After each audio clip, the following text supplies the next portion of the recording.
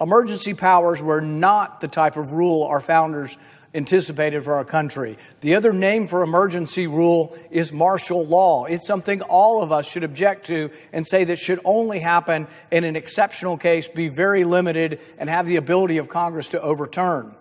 Let's talk about what Senator Rand Paul just laid out on the Senate floor, because this speech should have every American paying attention.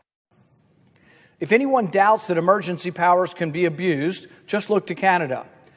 As Jean Healy of Cato Institute wrote, America's neighbor to the north offers a cautionary tale about the risks that broad emergency powers could be turned inward against political dissent.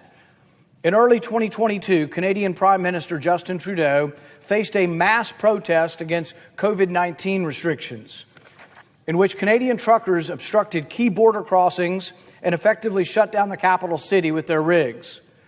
Instead of simply clearing out protesters and punishing them via conventional legal means, Trudeau invoked emergency powers broad enough to permit the financial unpersoning of anyone participating in the protest. He went to their bank accounts and took their money. When people raised money voluntarily through crowd financing to help these truckers, he stole that money as well through martial rule. Without any rule of law, he took the money. No transaction with the protesters. He took their money.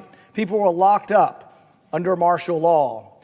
Canada's 1988 Emergencies Act gave the Trudeau government staggering powers to subject individual protesters to debanking without due process. This is the danger of presidential power, of excessive presidential power. It isn't about any individual president. It's about all presidents of either party, because men and women will succumb to the desire for power. It's inherent in all. That's why we must have checks and balances. Deputy Prime Minister and Finance Minister Chrystia Freeland put it this way in describing Trudeau's martial law. As of February 2022, and a warning to the truckers, as of today, a bank or a financial service provider will be able to immediately freeze or suspend an account without a court order. The government of Canada, essentially Trudeau, could freeze a bank account without a court order, without due process of law. We are today serving notice. If your truck is being used in these protests, your corporate accounts will be frozen. The insurance on your vehicle will be suspended. Send your trailers home. And while native-born Americans may think that emergency powers are to be used to target others, I would venture to guess that the Canadian truckers protesting COVID-era mandates didn't expect that their government would treat them as foreign adversaries and freeze their accounts. If it can happen in Canada, it can happen in the U.S. Expansive emergency powers do not end there. Today in the United States, a country that owes its very existence to tax revolt, the president can unilaterally impose and raise taxes on foreign imports. Now, some of that power, unfortunately, Congress gave to the president, but it was a mistake, and we should take the power back. The rallying cry of our American Revolution, no taxation without representation, was not just a protest of the past, it's a core principle of American governance. And yet Congress, in its feckless desire to abscond on all responsibility, said to the president, you can have it, we don't want it, you can raise taxes anytime you want without a vote of Congress. Terrible idea. Our Constitution was designed to prevent any branch from overstepping its bounds. Unchecked executive actions, enacting tariffs on our citizens without a vote of Congress, threatens our economy, raises prices on everyday goods, and erodes the system of checks and balances that our founders so carefully crafted. The Republic Act, the reform of emergency powers, the limitation of emergency powers would correct this. We end up saying to the president that you can't declare an emergency to raise a tax. Our founding fathers were very specific. Not only did taxes have to originate in Congress, they had to originate in the House before coming to the Senate, because the House was seen as being closer to the people. And yet here we are talking about vast taxes being levied by one person through emergency powers. We should not let this stand. Finally, the Republic Act, by reform, requires the president to disclose presidential emergency action documents to the Congress. What are these? These are executive orders are prepared in anticipation of a wide range of emergency scenarios.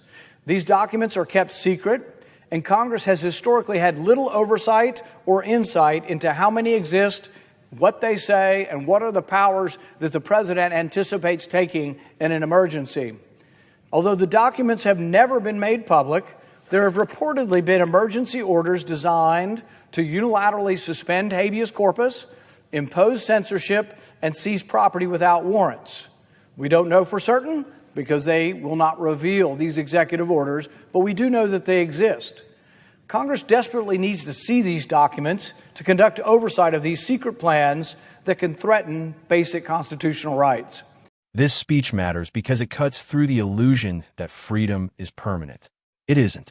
Freedom survives only when people actively defend the structures that protect it. What Rand Paul is really saying is this: the greatest threat to liberty doesn't always arrive with tanks in the streets.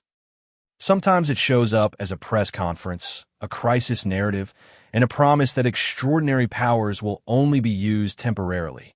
But temporary powers have a habit of sticking around. The lesson from Canada isn't about COVID. It's about precedent. Once a government proves it can shut down your bank account for protesting, that power never goes back in a box. Once citizens accept that economic survival depends on political obedience, free speech becomes a myth. And here in the United States, we like to believe we're immune to that kind of overreach. We're not. The Constitution only works if it's enforced. Congress only matters if it asserts its authority. And emergency powers only stay limited if the public demands limits. This is why debates like this matter, even when they're uncomfortable, even when they challenge our assumptions.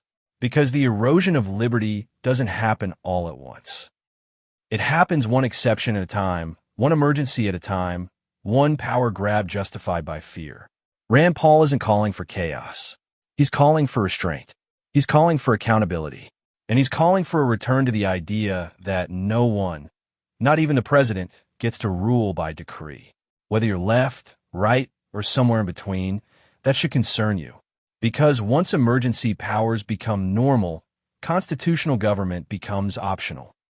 And history shows us exactly how that story ends.